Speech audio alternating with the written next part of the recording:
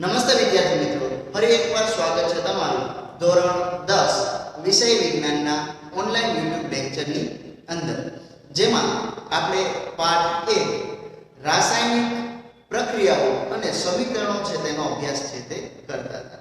હવે આજના લેક્ચરની અંદર આપણે કોઈ પણ રાસાયણિક સમીકરણ છે તેને સમતોલિત કેવી રીતે કરવું તેના વિશેનો અભ્યાસ છે તે કરવાનો છે. તો આપણી પાસે એક રાસાયણિક સમીકરણ છે. અહીંયા બોર્ડ ઉપર મેં લખ્યું છે કે આપેલું રાસાયણિક સમીકરણ છે આયર્નની પાણી સાથે જ્યારે પ્રક્રિયા થાય ત્યારે તેમાંથી ફેરિક ઓક્સાઇડ બનાવે છે એની પ્રક્રિયા છે, બરાબર. હવે આ જે સમીકરણ છે આ સમીકરણને આપણે સમતોલિત કરવાનું છે. તો કે સમતોલિત કરવા માટે તમારે કયા કયા મુદ્દાઓ છે તે ધ્યાનમાં રાખો. તો અહીંયા અલગ અલગ જે મુદ્દાઓ ધ્યાનમાં રાખવાના છે તેને અહીંયા સોપાન તરીકે ઓળખવામાં આવે છે. તો આવા આપણે જુદા જુદા 7 સોપાનનો અભ્યાસ કરીને કોઈ પણ રાસાયણિક પ્રક્રિયા છે તેને વ્યવસ્થિત સમતોલિત કરી શકીએ છીએ. તો દરેક સોપાન છે તેનો આપણે વિસ્તૃતમાં હવે અભ્યાસ કરીએ. તો પ્રથમ સોપાન જે છે એ શું કહેવા માંગે છે તે આપણે જોઈએ. તો અહીંયા હું લખું છું સોપાન નંબર 1.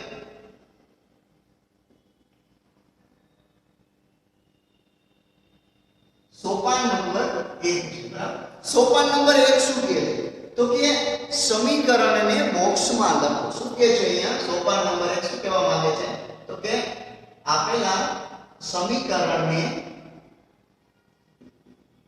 બોક્સમાં લખો. બોક્સમાં લખો. અહીંયા દરેક સોપાન છે તેનો તમારે અભ્યાસ કરવાનો છે. પહેલા કીધું છે કે સમીકરણને બોક્સમાં લખો. તો અહીંયા ઉપર જે આખું સમીકરણ આપ્યું છે એને આપણે શું કરવું જોઈએ? એ સમીકરણને આપણે અહીંયા બોક્સમાં લખવું જોઈએ. તો હું બોક્સમાં લખું છું આ સમીકરણને.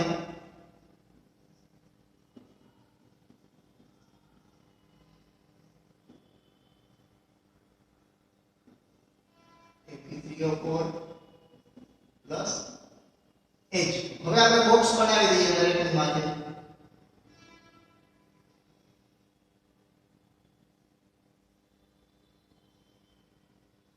જે પ્રમાણે આપણને સૂચના આપેલી છે સોપાનમાં એને આપણે શું કરવાની છે? ફોલો કરવાની છે.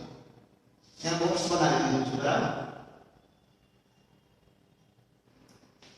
પ્રથમ સોપાન એમ કહે છે કે આપેલા સમીકરણને તમારે બોક્સની અંદર લખવાનું છે, બરાબર. હવે બીજું સોપાન શું કહેવા માંગે છે?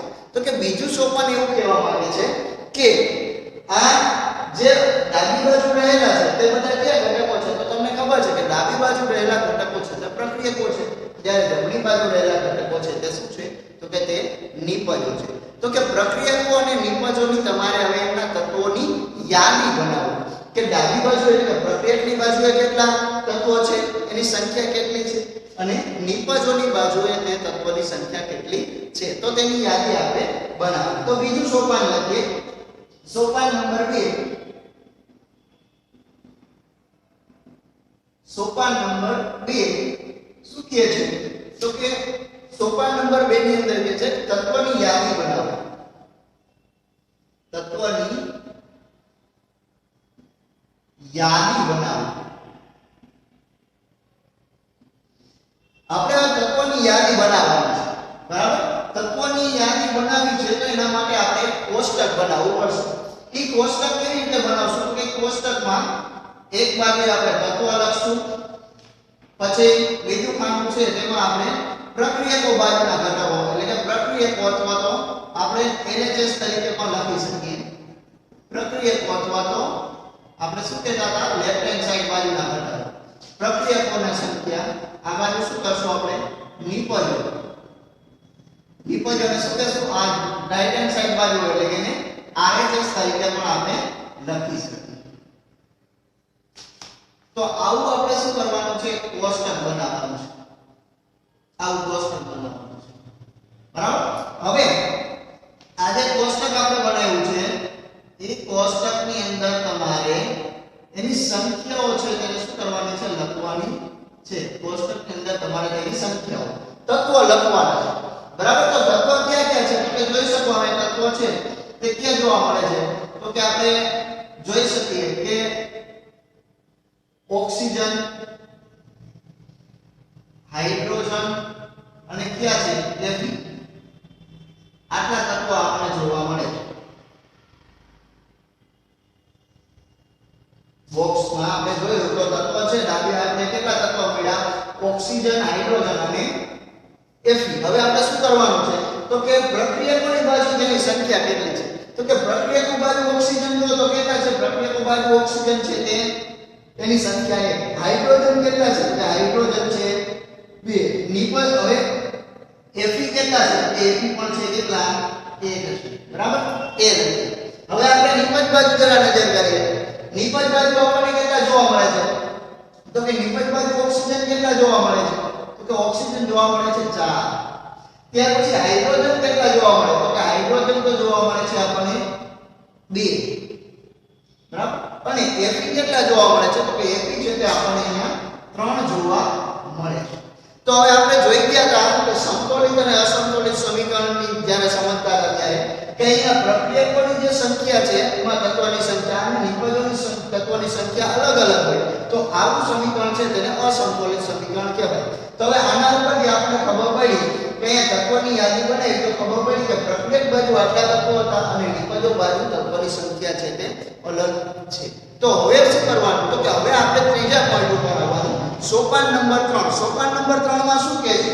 તો કે સોપાન નંબર 3 માં એવું કહે છે કે આપેલી પ્રક્રિયામાં જે તત્વોની વધુમાં વધુ સંખ્યા હોય, જે તત્વોની પ્રક્રિયક બાજુ અથવા તો નિપજ બાજુ કોઈ પણ બાજુ વધુમાં વધુ જે સંખ્યા હોય એ તત્વને સૌથી પહેલા તમે સમતોલિત કરવાનો પ્રયત્ન કરવાનો છે. તો આપણે આ પ્રક્રિયામાં જોયું આ કોષ્ટકની અંદર જો તો સૌથી વધારે કયા તત્વો આપેલા છે? તો કે નિપજ બાજુ 4 ઓક્સિજન આપણને આપેલા છે. તો સૌપ્રથમ આપણે આ પ્રક્રિયાની અંદર શું કરવાનું છે? 4 ઓક્સિજન છે તેને સમતોલિત કરવા પડશે. તો કે 4 ઓક્સિજન છે અહીંયા નિપજ બાજુ 4 ઓક્સિજન છે એને સમતોલિત કરવા હોય તો પ્રક્રિયક બાજુ જે 1 ઓક્સિજન છે એને શું કરવું પડે? તો કે 1 ઓક્સિજન છે તેને 4 વડે ગુણવા પડે. તો હવે આપણે જે ત્રીજો સોપાન છે તેનો અભ્યાસ કરીએ. સોપાન નંબર 3. સોપાન નંબર 3 ઓક્સિજનને સમતોલિત કરવા. ઓક્સિજનનું સમતોલન.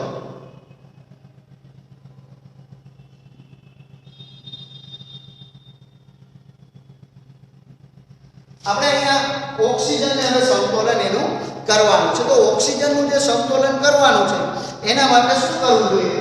તો આપણે જોઈ શકીએ છીએ કે ઓક્સિજનને સમતોલિત કરવા માટે આપણે એને લખીએ કે શરૂઆતમાં કેટલા હતા અને અંતિમ કેટલા છે. તો આપણે ઓક્સિજનના પરમાણુ માટે લખીએ એના માટે એક કોષ્ટક બનાવીએ.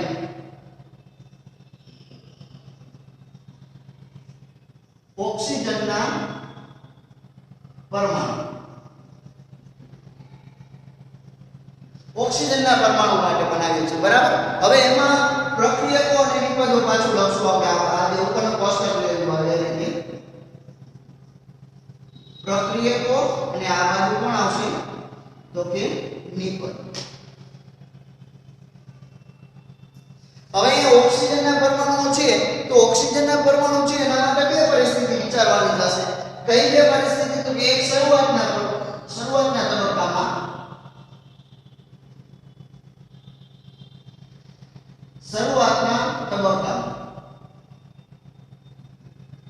શરૂઆતના તબક્કામાં પ્રક્રિયકો બાજુ ઓક્સિજન જો તો પ્રક્રિયક બાજુ ઓક્સિજન કેટલા છે? 1. બરાબર? અને નિપજ બાજુ ઓક્સિજન કેટલા છે? તો કે 4 છે. હવે શું કરવાનું છે? તો કે સમતોલિત કરવાનું હોય. તમારે સમતોલિત કરવાના છે. તો કે સમતોલિત કરવા હોય તો પ્રક્રિયક બાજુ જે અહીંયા 1 ઓક્સિજન આપેલ અહીંયા ઓક્સિજન આપેલો છે તે ઓક્સિજનનું શું કરવું જોઈએ? તેને તમારે 4 વડે ગુણવા જોઈએ. તો હવે તબક્કો નંબર 2 કે સમતોલિત કરવા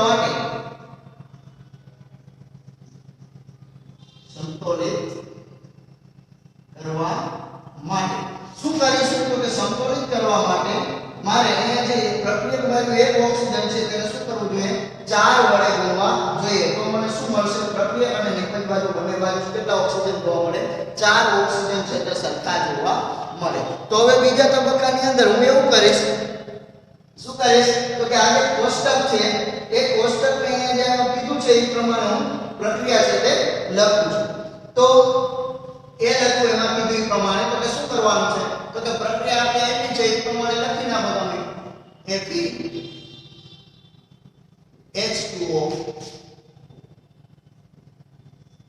Fe3O4 પ્લસ H2. હવે શું કરવાનું તો કે કીધું છે કે બોક્સ છે તે ફરજિયાત તમારે રાખવાનું છે તો બોક્સ તમારે લખવું પડે. બરાબર, અહીંયા હું બોક્સ છે તે લખી નાખું છું.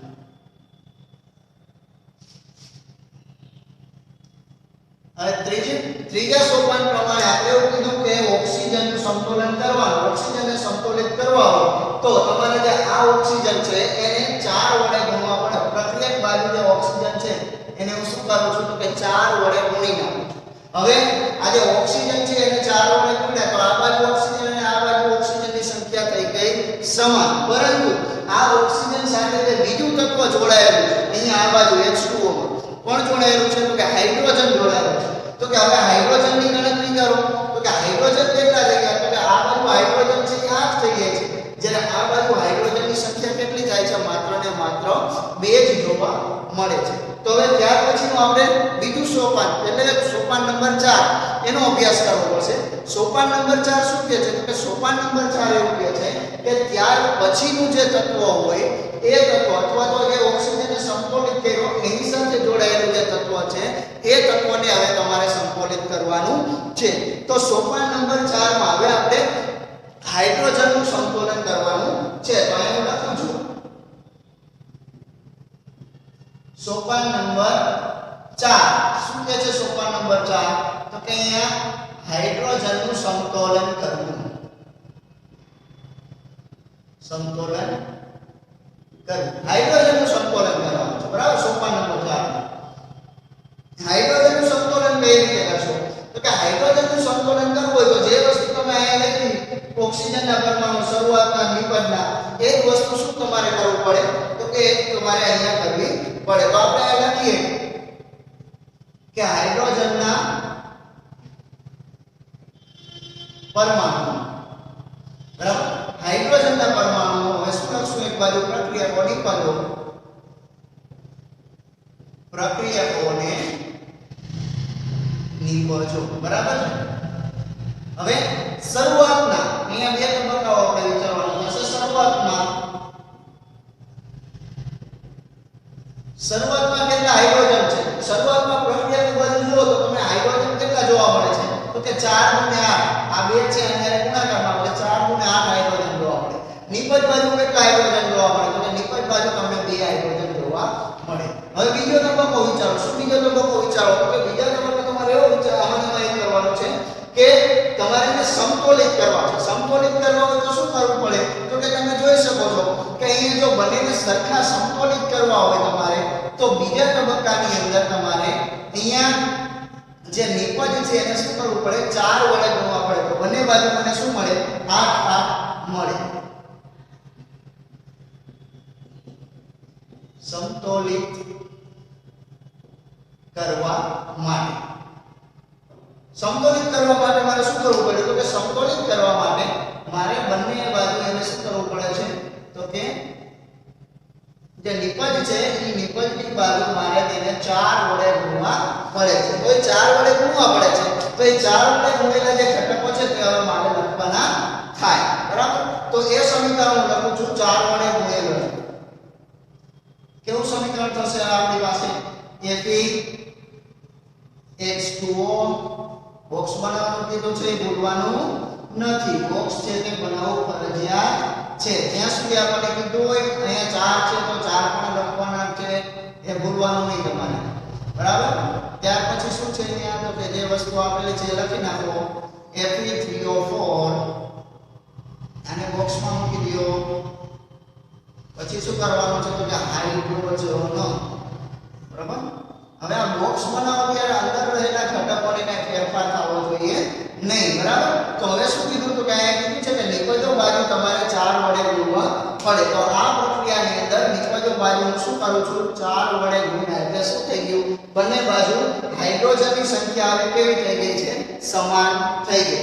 તો અહીંયા આપણે દરેક સોપાનની અંદર જોતા જાવ એ દરેક સોપાનમાં આપણે જેમ વારો લીધો હતો પ્રથમ સોપાન, બીજું સોપાન, ત્રીજું સોપાન અને ચોથું સોપાન, તેમાં ક્રમ બાય ક્રમ દરેક ઘટકોને આપણે સંકલિત કરીએ છીએ. તો હવે આપણે શું કરવાનું? કયું આમાં સંકલન વગરનું બાકી રહ્યું? તો કે હવે આપણે આમાં રહેલું જે તત્વ Fe છે તેનો આપણે સંકલન કરવાનું છે. તો સોપાન નંબર 5 માં જઈએ.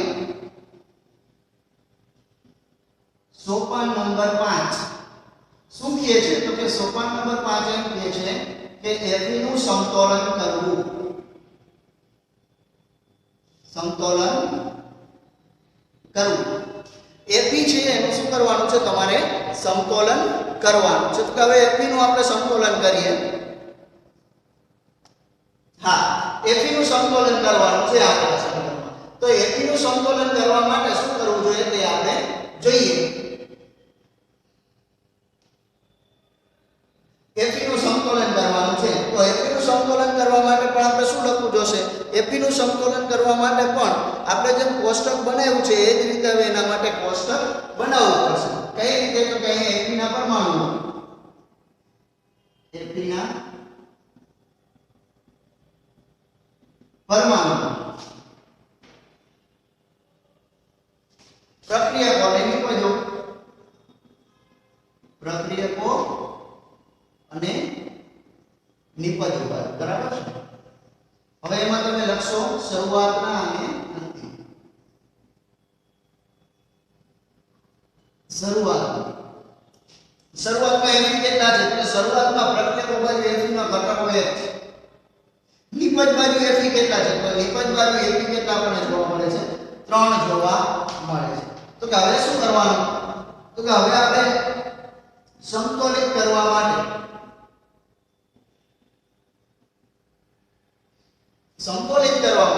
આ બાજુ 1 છે, આ બાજુ 3 છે. તો આ બાજુ જો પ્રક્રિયક છે, આ પ્રક્રિયકો છે તેને 3 વડે ગુણી, પ્રક્રિયકો છે તેને આપણે 3 વડે ગુણી નાખો તો આપણને શું થઈ જાય છે? પ્રક્રિયક બાજુ જો 3 વડે ગુણવામાં આવે તો બંને બાજુ અહીંયા આયનની સંખ્યા છે તે કેવી જોવા મળે છે?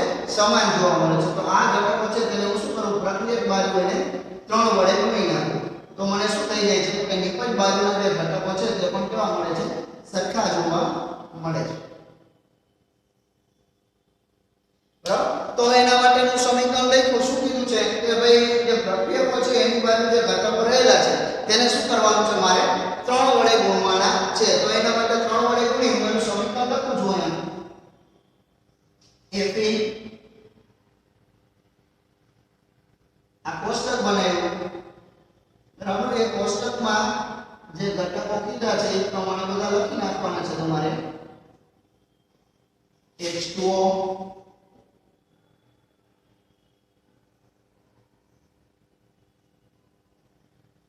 Fe3O4 અને 4H2 દરેકને કોષ્ટક આપવું ફરજિયાત છે. હવે શું કીધું છે આ 5મા સોપાનમાં? તો Fe નું સંકલન કરવું. Fe નું સંકલન કરવા માટે તમારે પ્રક્રિયકો બાજુ શું કરવું પડે? એને 3 વડે ગુણી નાખ્યા, બરાબર? તો આપણે અહીંયા પ્રક્રિયકો બાજુ એને 3 વડે ગુણ્યા છે. તો આપણને અહીંયા કેટલા? 5 સોપાન મળ્યા. હવે આ 5 સોપાન મળ્યા છે. એ સોપાનનું જો તમે આવી રીતે કોષ્ટક બનાવવામાં આવે ને એની જો આપણે અભ્યાસ કરીએ કે ભાઈ ડાબી બાજુ કેટલા પ્રક્રિયકો છે અને જમણી બાજુ કેટલા પ્રક્રિયકો નિપજો છે, એમાં તત્વની સંખ્યા કેટલી છે? તો બંને બાજુ આપણને શું મળે? તેના તત્વની સંખ્યા છે તે સમાન મળે. આવી રીતે આ સમીકરણ છે તેને સંકલિત કરી શકીએ. તો હવે ત્યાર પછી જે છઠ્ઠું સોપાન આવે, સોપાન નંબર 6. શું કહે છે સોપાન નંબર 6? તો કે સોપાન નંબર 6 એવું કહે છે કે આપેલું કોષ્ટક છે તેને શું કરવાનું છે? તમારે દૂર કરવાનું છે. કોષ્ટકને દૂર કરો. તો કે સોપાન નંબર 6 લખીએ હવે આપણે. સોપાન નંબર 6, સોપાન નંબર 6 શું કહે છે? તો કે બોક્સને દૂર કરવું. બોક્સને દૂર કરવું, બરાબર? બોક્સને દૂર કરી નાખવાનું કહે છે સોપાન નંબર. તો કે બોક્સને દૂર કરી નાખો. ચાલો આપણે બોક્સને દૂર કરીને લખીએ તો આપણને શું જોવા મળશે? 3Fe, 4H2O, Fe3O4 અને 4H2, બરાબર? હવે આ જે સમીકરણ આપણે લખ્યું છે આ સમીકરણ છે તે સમતોલિત સમીકરણ કહેવાય. બરાબર, આ સમીકરણને સમતોલિત સમીકરણ કહેવાય. પરંતુ આ જે સમીકરણ છે એ સમીકરણને જો કમ્પ્લીટલી તમારે દર્શાવવું હોય તો આ સમીકરણને સાથે સાથે તે કઈ પ્રકારની ભૌતિક અવસ્થા દર્શાવે છે તે પણ તમારે દર્શાવવું જોઈએ. તો આ સમીકરણમાં તમે જે પ્રક્રિયકો લીધા છે તે કઈ ભૌતિક અવસ્થામાં આવે છે અને નિપજ મળે છે તે કઈ ભૌતિક અવસ્થામાં મળે છે તેને દર્શાવવું પણ તમારે જરૂરી પડે. જો અહીંયા આપેલી પ્રક્રિયામાં કોઈ પદાર્થ છે તે ઘન અવસ્થા દર્શાવતો હોય તો તેને S એટલે કે સોલિડ તરીકે દર્શાવવામાં આવે છે. તે પ્રવાહી અવસ્થા દર્શાવતો હોય તો તેને લિક્વિડ એટલે કે L તરીકે દર્શાવવામાં આવે છે. જલીય દ્રાવણ હોય તો તેને aqueous media AQ તરીકે દર્શાવવામાં આવે છે. અને જો વાયુ અવસ્થા ધરાવતો હોય તો એને G એટલે કે ગેસ તરીકે દર્શાવવામાં આવે છે. તો હવે આજે આપણે સમીકરણ લખ્યું છે એ સમીકરણમાં સાતમું સોપાનને આપણે લખીએ કે તેની ભૌતિક અવસ્થાઓ છે તે દર્શાવો. સોપાન નંબર 7. સોપાન નંબર 7 શું કહે છે? સોપાન નંબર 7 તો કે ભૌતિક અવસ્થાઓ દર્શાવવી.